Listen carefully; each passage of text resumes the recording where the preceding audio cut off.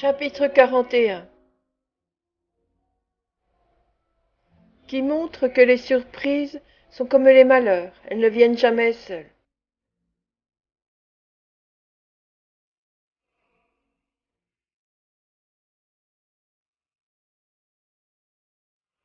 Rose, il faut l'avouer, était dans une situation singulièrement difficile. En même temps qu'elle éprouvait le plus vif désir de percer le voile qui enveloppait l'histoire d'Olivier, elle ne pouvait s'empêcher de tenir, religieusement cachée, la confidence que cette misérable femme avec laquelle elle venait de s'entretenir avait remise à sa foi de jeune fille candide et innocente. Les paroles de cette femme, ses manières, avaient d'ailleurs touché le cœur de Rose Miley.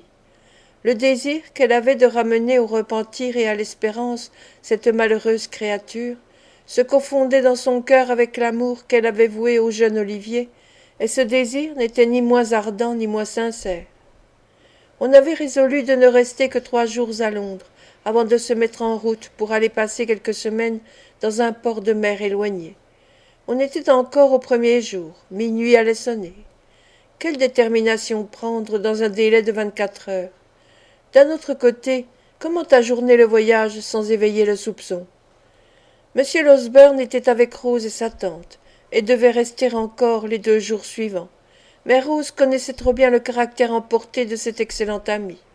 Elle ne pouvait se dissimuler avec quelle colère il apprendrait les détails de l'enlèvement d'Olivier. Et puis comment lui confier ce secret, sans avoir personne pour la seconder dans ses prières en faveur de la pauvre femme? C'était autant de raisons pour prendre aussi les précautions les plus minutieuses avant de rien confier à madame Miley, qui n'aurait pas manqué d'en conférer aussitôt avec le bon docteur. Quant à consulter un homme de loi, lors même qu'elle aurait su la marche à suivre, c'était un moyen auquel il ne fallait pas songer, pour les mêmes raisons. Un moment l'idée lui vint de s'en ouvrir à Henry, mais cette pensée réveilla le souvenir de leur dernière entrevue. Elle ne crut pas de sa dignité de le rappeler, puisque, et à cette pensée ses yeux se mouillèrent de larmes, il pouvait avoir appris à l'oublier et à vivre plus heureux sans elle. Agité par toutes ces réflexions, et rejetant chaque expédient à mesure qu'il s'offrait à son esprit, Rose passa la nuit sans dormir, en proie à 1000 inquiétudes. Le lendemain, après avoir bien réfléchi, et ne sachant plus que faire, elle se détermina à consulter Henry. S'il lui est pénible de revenir ici, pensa-t-elle, ce sera encore bien plus pénible pour moi de l'y voir. Mais reviendra-t-il? Peut-être que non. Qui sait s'il ne se contentera pas d'écrire? Ou bien, en supposant qu'il vienne lui-même, s'il n'évitera pas de me rencontrer, comme il l'a fait quand il est parti. Je ne l'aurais jamais cru, mais cela a peut-être mieux valu pour tous les deux. En ce moment, Rose laissa tomber sa plume et se détourna, comme si elle eût craint de laisser voir ses larmes à la feuille même qui allait se faire le messager fidèle de son secret.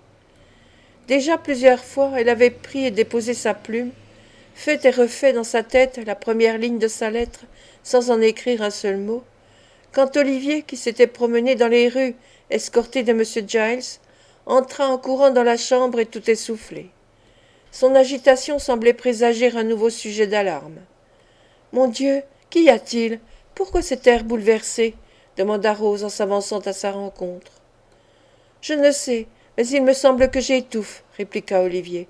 « Bon Dieu, quand je pense que je vais enfin le revoir et que vous aurez la preuve certaine que tout ce que je vous ai dit était la vérité. » « Je n'ai jamais cru que vous m'ayez dit autre chose que la vérité, » dit Rose, cherchant à le calmer. « Mais encore, qu'y a-t-il?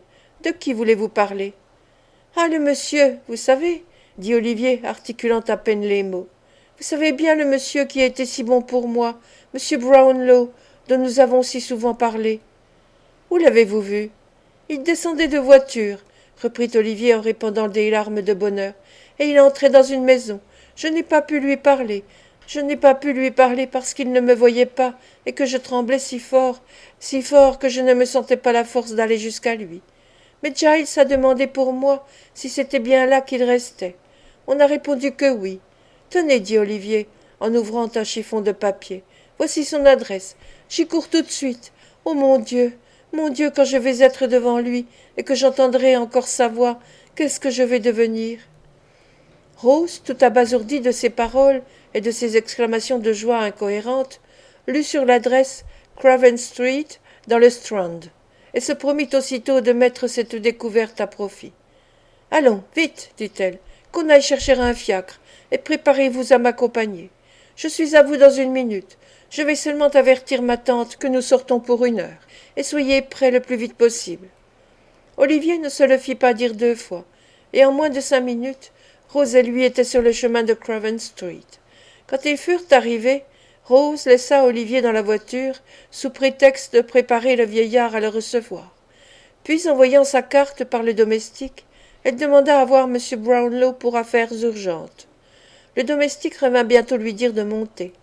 Rose le suivit à l'étage supérieur, où elle fut présentée à un monsieur âgé, d'un abord agréable et portant un habit vert-bouteille.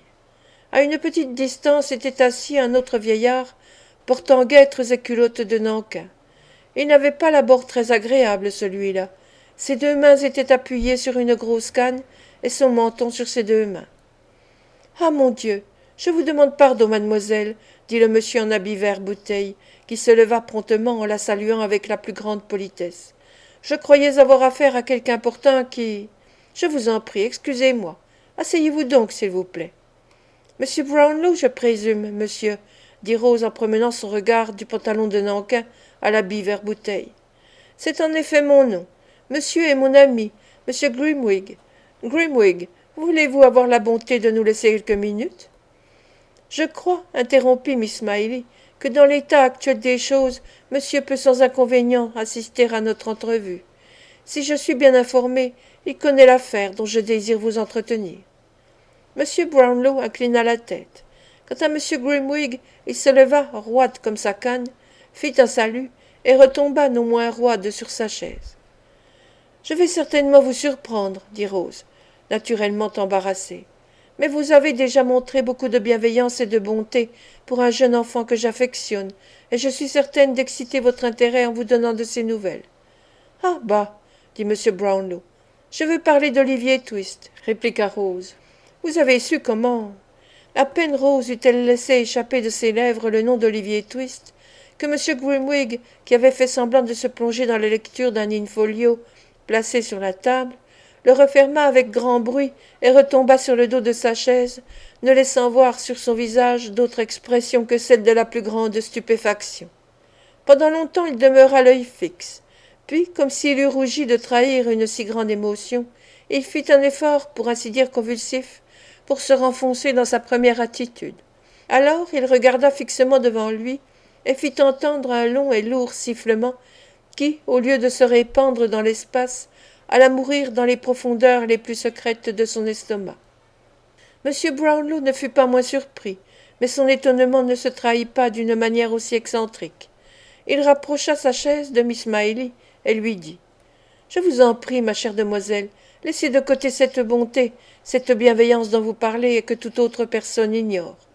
Si vous avez à donner des preuves qui puissent modifier l'opinion défavorable que j'ai eue du pauvre enfant, au nom du ciel, donnez-les-moi bien vite. »« C'est un mauvais drôle, j'en mangerai ma tête que c'est un mauvais drôle, » grommela entre ses dents M. Grimwig, impassible comme un ventriloque.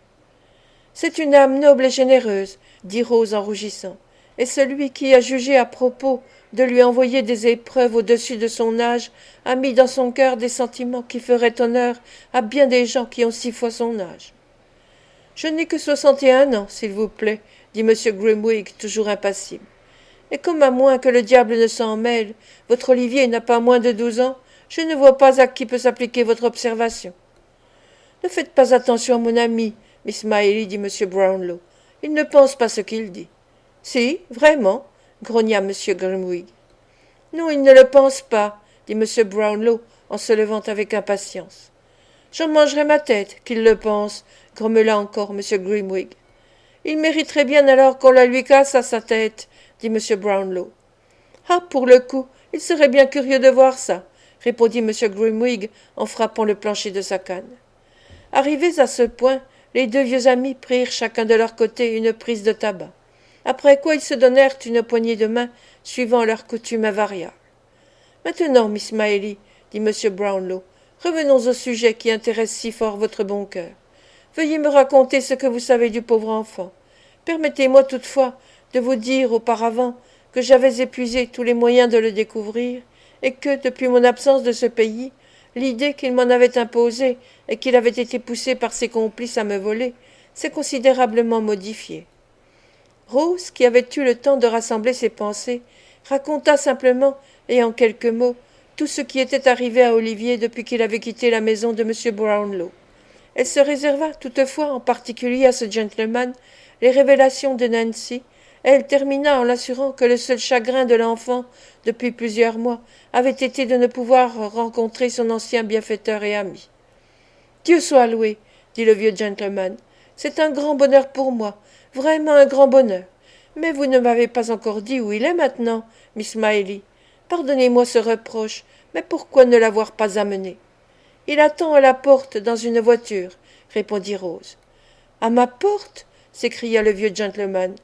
Et le voilà s'élançant hors de la chambre, dégringolant l'escalier. En un instant, il était sur le marchepied et bientôt dans la voiture.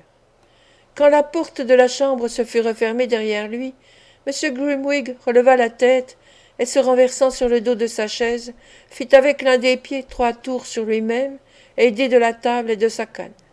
Après avoir exécuté cette évolution, il se leva, fit clopin-clopant une douzaine de fois le tour de la chambre, et s'arrêtant tout d'un coup devant Rose, il l'embrassa sans plus de façon. « Chut !» dit-il en voyant la demoiselle se lever tout alarmée de cet étrange procédé. « N'ayez donc pas peur, petite. Je suis assez vieux pour être votre grand-père. Vous êtes une gentille demoiselle. Je vous aime. Mais les voici. » En effet, juste au moment où, par une habile conversion de gauche à droite, il se replantait sur sa chaise, M. Brownlow revint, accompagné d'Olivier, auquel M. Grimwig fit un gracieux accueil. Quand Rose Miley n'aurait pas eu d'autre récompense de ses soins et de sa sollicitude pour le jeune Olivier que le bonheur qu'elle éprouva en ce moment, elle se serait crue bien payée de ses peines. Mais au fait, il y a encore quelqu'un qui ne doit pas être oublié, fit M. Brownlow qui tira la sonnette. Envoyez dire à Madame Bedouin de venir, s'il vous plaît. La vieille femme de charge se rendit en toute hâte à cet appel, et ayant fait une révérence à la porte, elle attendit des ordres. Eh bien, vous devenez donc tous les jours de plus en plus aveugle, Bedouin, dit M. Brownlow d'un ton brusque. Oui, monsieur, répondit la vieille. À mon âge, la vue ne s'améliore pas. Ce n'est pas nouveau, ce que vous nous dites là, répliqua M. Brownlow. Eh bien, mettez vos lunettes. Je veux voir si vous devinerez pourquoi je vous ai fait venir. La vieille se mit à fouiller quelque temps dans sa poche pour trouver ses lunettes. Mais Olivier, dans son impatience, ne put attendre la fin de cette nouvelle épreuve, et obéissant à sa première impulsion, il s'élança dans ses bras. « Dieu me pardonne !» s'écria la vieille en l'embrassant. « C'est mon bon petit enfant !»« Ma bonne et vieille amie !» s'écria Olivier. « Je savais bien qu'il reviendrait, » dit la vieille en le tenant dans ses bras. « Comme il a bonne mine, ne dirait-on pas, à le voir si bien vêtu, que c'est un petit monsieur? Où donc êtes-vous allé pendant tout ce temps-là? C'est toujours la même douceur de physionomie, mais moins pâle, la même bonté dans les yeux, mais moins triste. Je ne les ai jamais oubliés, ses yeux, ni sa bonne figure, ni son aimable sourire. Tous les jours je me le figurais, ce cher petit, à côté de mes autres enfants qui sont morts. J'étais encore jeune alors. » Pendant ce temps-là, tantôt elle s'éloignait d'Olivier pour mesurer de combien il avait grandi, tantôt elle le serrait contre son sein, lui passant avec amour les mains dans les cheveux, riant et pleurant tour à tour, penchée sur son épaule. M. Brownlow, laissant Madame Bedouin et Olivier causer à loisir, passa dans une autre pièce, et là il apprit de Rose tous les détails relatifs à son entrevue avec Nancy, détails qui lui causèrent une grande surprise en même temps qu'une grande inquiétude. Rose expliqua pourquoi, au premier abord, elle n'avait pas voulu confier le secret à M. Losberne. M. Brownlow jugea qu'elle avait agi avec prudence et résolut sur-le-champ d'avoir un entretien sérieux avec le digne docteur à ce sujet. Voulant mettre ce dessein à exécution le plus tôt possible, il décida qu'il se rendrait à l'hôtel pendant la matinée et que Madame Miley serait informée avec précaution de tout ce qui se serait passé. Ces préliminaires arrangés, Rose et Olivier retournèrent à la maison. Rose ne s'était nullement exagéré la colère probable du bon docteur, car l'histoire de Nancy venait à peine de lui être exposée qu'il proféra des menaces terribles et des imprécations. Il jura qu'elle ne risquait rien et qu'il l'abandonnerait aux recherches combinées de M. Blazos et Duff, puis il mit son chapeau pour aller chercher immédiatement l'assistance de ces dignes personnages. Il est probable que dans sa première explosion, il aurait mis son projet à exécution sans réfléchir un seul instant aux conséquences, s'il n'avait pas été retenu d'abord par le poignet de M. Brownlow, aussi fort et aussi irascible que lui, et en second lieu par une série d'arguments et de raisonnements destinés à lui faire abandonner une pareille folie. Alors, que diable voulez-vous que nous fassions dit l'impétueux docteur quand ils eurent rejoint les deux dames. À moins que nous n'employions notre temps à voter des remerciements à cette bande de voleurs et de voleuses, et à les prier de vouloir bien accepter chacun 100 livres sterling, ou tout ce que vous voudrez, comme une petite marque de notre estime et une très faible preuve de notre reconnaissance pour leur bienveillance à l'égard d'Olivier. Non, non, je ne dis pas cela, répliqua M. Brownlow en riant, mais il nous faut agir avec douceur et prudence. Avec douceur et prudence s'écria le docteur. Moi, je vous enverrai tous ces gens-là. Envoyez-les où vous voudrez, répondit M. Brownlow. Il n'en est pas moins vrai qu'il faut se demander si, en les envoyant où vous dites, nous atteindrons notre but. Quel but demanda le docteur. Connaîtrons-nous les parents d'Olivier? Pourra-t-il recouvrer l'héritage dont il a été frustré, en admettant que cette histoire soit authentique? Ah, c'est juste, dit M. Losberne, en se rafraîchissant le front avec son mouchoir de poche. Je n'y pensais déjà plus. Vous voyez, continua M. Brownlow, mettons cette pauvre fille complètement de côté, si vous voulez, et supposons qu'il nous soit possible, sans la compromettre, de traduire tous ces scélérats en justice. Eh bien, après, à quoi cela nous servirait-il? À en faire pendre toujours quelques-uns, selon toute probabilité, dit le docteur, et à faire déporter les autres. Très bien, répliqua M. Brownlow en souriant, mais avec le temps, ils y réussiront bien sans nous, et en attendant, si nous les prévenons, il me semble que nous ferons là les Don Quichotte, en opposition directe avec nos intérêts, ou ce qui revient au même avec ceux d'Olivier. Comment cela? Demanda le docteur. Il est certain que nous aurons toutes les peines du monde à approfondir ce mystère, tant que nous n'aurons pas démasqué ce Monks. Or nous n'y pouvons parvenir que par stratagème, et en l'attrapant un beau jour, lorsqu'il ne sera pas au milieu de ces gens-là. Car supposons qu'on l'arrête, nous n'avons pas de preuves contre lui. Il n'a même pas participé, du moins à notre connaissance et d'après l'examen des faits, au moindre brigandage commis par cette bande. S'il n'est pas acquitté, il est probable qu'il sera puni tout au plus de l'emprisonnement comme vagabond, et que plus tard il persistera dans son silence, de manière qu'il vaudrait autant pour nous qu'il fût sourd, muet, aveugle et même idiot. Eh bien, dit vivement le docteur, je reviens alors à vous demander si vous croyez raisonnablement qu'on soit lié par la promesse faite à la jeune fille. Cette promesse, je l'avoue, a été faite dans les meilleures et les plus loyales intentions, mais en réalité... Je vous en prie, ma chère demoiselle, dit M. Brownlow, en voyant que Rose s'apprêtait à répondre. Ne discutons point là-dessus. Votre promesse sera tenue. Je ne crois pas que cela puisse en rien déranger nos combinaisons. Mais avant de régler nos démarches, il sera nécessaire de voir la jeune fille, pour savoir d'elle si elle veut nous faire connaître ce Monks, à la condition, bien entendu, que nous traiterons directement avec lui, sans l'entremise de la police. Dans le cas où elle ne voudrait pas, ou ne pourrait pas, nous donner ces renseignements, nous lui demanderons de nous dire quels endroits il fréquente, quel est son signalement, de façon que nous puissions le reconnaître. Or nous ne pourrons la voir avant dimanche soir, et c'est aujourd'hui mardi. Je suis d'avis que jusque-là, nous restions complètement tranquilles, et que nous gardions le silence là-dessus, même devant Olivier. Quoique ce délai de 5 grands jours fît faire la grimace à M. Losberne, il fut forcé d'admettre qu'il n'y avait pas de meilleur parti à prendre, et comme Rose et Madame Miley étaient complètement de l'avis de M. Brownlow, la proposition de ce dernier fut adoptée à l'unanimité. « Je voudrais bien, dit M. Brownlow, prendre conseil de mon ami Grimwig. C'est un homme bizarre, mais singulièrement retors, qui pourrait nous être très utile. Je dois dire qu'il a étudié le droit, et que s'il a quitté le barreau, c'est seulement parce qu'il s'est dégoûté de n'avoir eu en 20 ans qu'un client et un procès.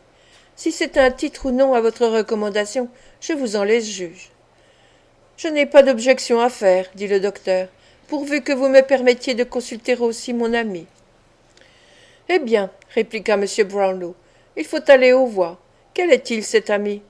Le fils de madame est le vieil ami de mademoiselle, dit le docteur en montrant madame Miley et en jetant à la nièce un regard expressif. Rose devint pourpre, mais elle ne fit entendre aucune objection. Peut-être avait-elle le sentiment de son impuissante minorité. Henry Miley et M. Grimwig furent déclarés membres du comité. Bien entendu, dit madame Miley, que nous ne bougerons pas de Londres tant qu'il restera quelque espérance de réussir dans nos recherches. Je n'épargnerai ni la peine ni l'argent pour atteindre le but que nous nous proposons, et dussions-nous rester ici 1 an, je ne le regretterai pas, tant que vous m'assurerez que tout espoir n'est pas perdu.